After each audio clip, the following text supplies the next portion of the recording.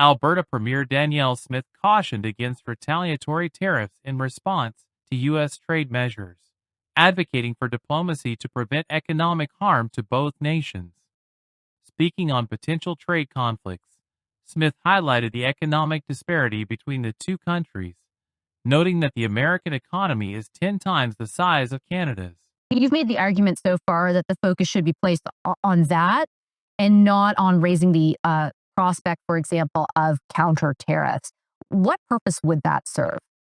I always think that you should try to avoid a fight, especially when you've got a bigger adversary that you're fighting against. The American economy is 10 times the size of Canada, and if we get into some kind of tit for tat retaliatory tariffs, neither country is going to benefit from that, and Canadian consumers are going to be harmed. That's why my approach has been, what can we do to avoid the fight? That being said, I think we all know, based on previous experience, that having a proportionate response is what is normally expected when these kinds of things occur. And so I know that the federal government is working on what that proportionate response would look like. I hope we don't have to roll it out at all. I hope we can avoid tariffs altogether.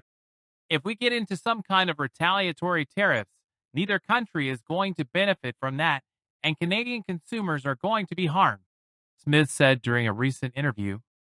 She emphasized the importance of avoiding economic fights while acknowledging the federal government's preparation of a proportionate response, if needed.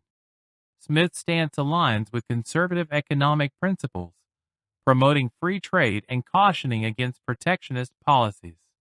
I hope we can avoid tariffs altogether, she added, emphasizing the need for pragmatic solutions to preserve economic stability.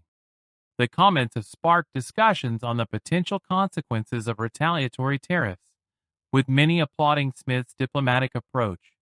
Critics of federal trade policy have pointed to her remarks as an example of prioritizing consumer interests and market stability over political confrontation.